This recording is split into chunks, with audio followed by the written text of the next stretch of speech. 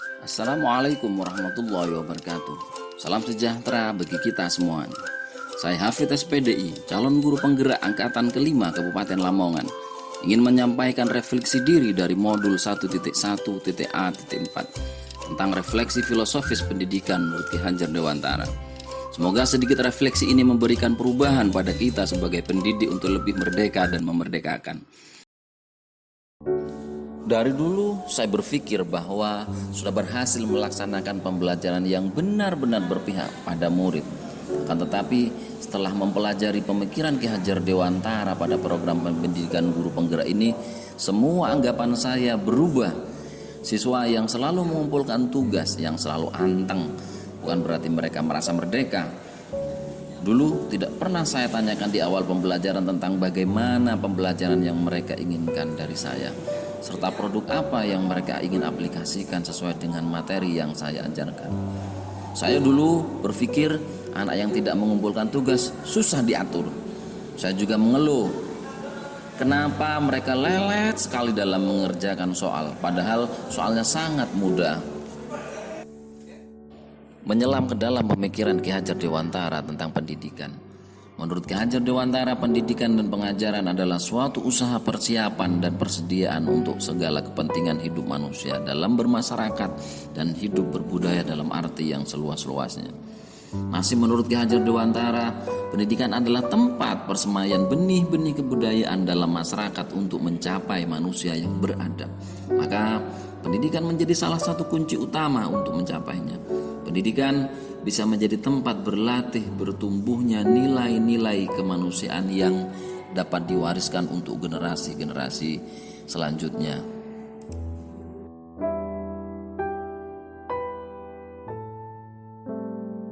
Selanjutnya adalah kodrat alam dan kodrat zaman. Ki Hajar Dewantara menjelaskan bahwa dasar pendidikan anak berhubungan dengan kodrat alam dan kodrat zaman. Kodrat alam berkaitan dengan sifat dan bentuk lingkungan di mana anak berada, sedangkan kodrat zaman berkaitan dengan isi dan irama. Lebih jauh, yang dimaksud dengan kodrat alam oleh Ki Hajar Dewantara adalah lingkungan alam tempat peserta didik berada, baik itu kultur budaya maupun kondisi alam geografisnya. Artinya bahwa setiap anak sudah membawa sifat atau karakternya masing-masing yang terbentuk dari lingkungan terdekat mereka, yaitu keluarga dan masyarakat. Jadi sebagai seorang pendidik kita tidak bisa menghapus sifat dasar yang dibawa anak. Yang bisa kita lakukan adalah menunjukkan dan membimbing agar mereka sifat bawaan anak yang negatif menjadi positif. Sedangkan kodrat zaman adalah perubahan dari waktu ke waktu. Oleh sebab itu, isi dan irama yang dimaksudkan oleh Ki Hajar Dewantara adalah membekali anak dengan kemampuan muatan atau konten pengetahuan pada zaman anak, seperti abad 21 ini tentunya. Namun demikian, yang diadopsi sejatinya tidak bertentangan dengan nilai-nilai kemanusiaan. Memahami konsep pemikiran Ki Hajar Dewantara tentang pendidikan. Konsep pengajaran harus saya rubah, karena siswalah subjek pembelajaran yang memegang kendali pembelajaran. Saya sebagai seorang pendidik harus menjadi among yang tulus bagi mereka, karena tujuan pendidikan yaitu menuntun segala kodrat yang ada pada anak agar mereka dapat mencapai keselamatan dan kebahagiaan yang setinggi-tingginya, baik sebagai manusia maupun sebagai anggota masyarakat. Dalam menuntun itulah saya berperan diibaratkan sebagai petani dan anak sebagai biji tumbuhan yang disemai dan ditanam oleh petani di lahan yang sudah disediakan. Dalam proses menuntun itulah anak diberi kebebasan, namun pendidik sebagai among harus memberikan tuntunan dan arahan agar anak-anak tidak kehilangan arah dan membahayakan dirinya. Pamong dapat memberikan tuntunan anak dalam menemukan kemerdekaan belajarnya. Dalam sistem among itulah anak dididik di sekolah sesuai dengan bakat dan minatnya. Pendidik sebagai tuturi handayani berperan dalam menuntun, mengasuh dan membimbing anak sesuai dengan kodrat alamnya dan kodrat zamannya, agar jiwanya merdeka lahir dan batin.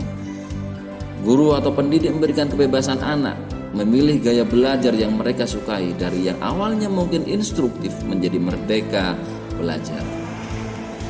Sedangkan pembelajaran yang mencerminkan pemikiran Ki Hajar Dewantara yang harus ditanamkan oleh seorang pendidik adalah memerdekakan dan berpihak kepada murid. Kemudian mengikuti perkembangan zaman, dan yang ketiga tidak bertentangan dengan nilai-nilai kemanusiaan, dan yang terakhir adalah selalu membangun budi pekerti dan berfokus pada proses bukan pada hasil nantinya.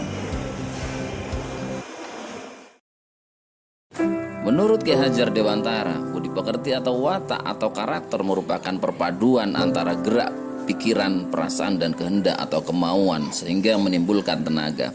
Budi pekerti juga dapat diartikan sebagai perpaduan antara cipta, kognitif, karsa, atau afektif sehingga menciptakan karya atau psikomotorik.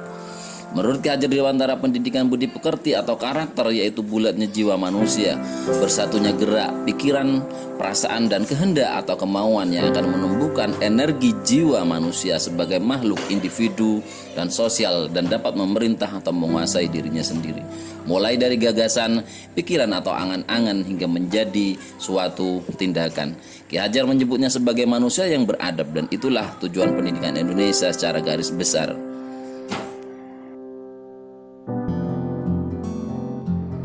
Yang terakhir adalah implementasi pemikiran Ki Hajar Dewantara, yang mana dewasa ini sudah diterapkan oleh pemerintah secara konsisten. Merdeka belajar, siswa sebagai subjek diberikan ruang seluas-luasnya melakukan segala daya eksplorasi kemampuannya, potensinya, dan mampu berekspresi secara kreatif, mandiri, dan bertanggung jawab sesuai dengan kultur bangsa Indonesia.